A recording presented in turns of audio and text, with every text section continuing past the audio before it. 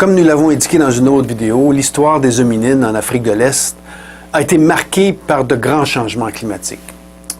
Ces changements ont été caractérisés par un refroidissement du climat qui a été particulièrement marqué durant les 2 ou 3 derniers millions d'années. Ce refroidissement a provoqué un assèchement du climat. Et les forêts tropicales, par exemple, ont perdu en superficie aux dépens des habitats ouverts, par exemple, comme les savanes. Des espèces comme Australopithecus afarensis, qui ont vécu il y a plus de 3 millions d'années, avaient alors une morphologie qui était adaptée à un mode de vie sédentaire en forêt tropicale. Se nourrissaient surtout de fruits, mais aussi de tubercules dans un environnement où l'eau était facilement accessible.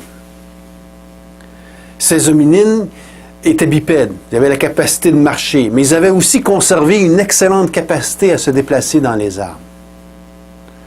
Comme nous l'avons mentionné, en réponse au changement climatique, l'habitat de nos ancêtres s'est donc modifié.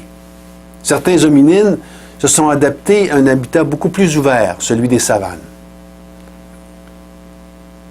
L'alimentation s'est modifiée. Les fruits sont devenus moins importants dans le régime alimentaire. Les tubercules et les bulbes ont prédominé dans la composante végétale de la diète.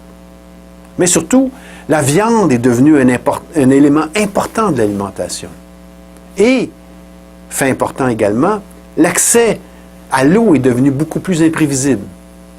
Ce mode de vie que l'on va qualifier de chasseur-cueilleur, que nous discuterons plus tard d'ailleurs, n'était pas sans ses dangers et ses incertitudes. Ils exigeaient des déplacements quotidiens, parfois importants. Ce mode de vie actif dans un habitat tropical ouvert a donc généré des forces sélectives importantes qui ont façonné le corps des hominines. Comme nous le verrons dans une autre vidéo, le système squelettique lié à la capacité de locomotion s'est donc modifié au gré des forces sélectives générées par ce nouvel environnement. Ainsi, la capacité de déplacement des espèces du genre Homo s'est grandement améliorée par rapport aux espèces d'Australopithèques. Homo ergaster, une espèce beaucoup plus récente, avait un potentiel de marcheur nettement supérieur à celui des espèces australopithèques. Un mode de vie actif dans un milieu tropical ouvert a créé des forces sélectives en faveur d'un système de thermorégulation efficace. C'est justement ce que nous observons chez les hominines. La production d'une sueur écrine abondante sur une peau de plus en plus nue. Mais quand cette perte de pelage s'est-elle produite exactement? La peau se fossilise mal. Donc, nous n'avons que des preuves indirectes de l'époque où cette perte de pelage a eu lieu. L'étude d'un des gènes responsables de la couleur de la peau, le gène MC1R, a permis d'établir une date probable. Si l'on se fie à notre ancêtre commun actuel, le chimpanzé, les ancêtres d'hominines avaient probablement une peau pâle ou rougeâtre sous un pelage qui était relativement foncé. Or, il y a 1,2 million d'années, une variante du gène MC1R est apparue. Cette variante est trouvée uniquement chez les humains à peau foncée. Il est postulé que, en même temps que le pelage a disparu de notre corps, il y aurait eu une sélection pour une peau plus foncée afin de la protéger des rayons ultraviolets du soleil. De plus, d'autres données génétiques suggèrent qu'au même moment, l'épiderme est devenu plus épais et étanche à l'eau, en plus d'être résistant aux éraflures et aux attaques bactériennes, des fonctions associées au pelage chez les autres primates. La similarité dans le temps de l'évolution de toutes ces caractéristiques corrobore l'hypothèse que la nudité chez les hominines n'est pas une caractéristique qui est propre à Homo sapiens, mais bien une caractéristique qui a évolué chez un ancêtre de notre espèce, possiblement Homo ergaster ou Homo erectus.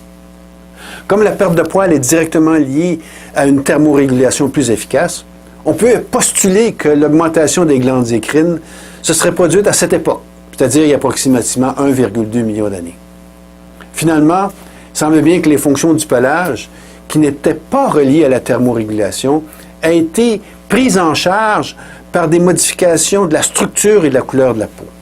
Nous examinerons l'évolution de la couleur de la peau dans une autre vidéo. Aussi, chez l'humain, on peut observer que le langage du poil a été remplacé par d'autres types de communication, comme les mimiques du visage et surtout par la capacité de parler. Pour les autres espèces d'hominines sans pelage, il nous reste à découvrir ce qu'ils privilégiaient comme moyen de communication. Finalement, on note que l'évolution d'un système efficace de glandes écrines sur peau nue est corrélée avec le début d'une augmentation rapide de la taille du cerveau des hominines.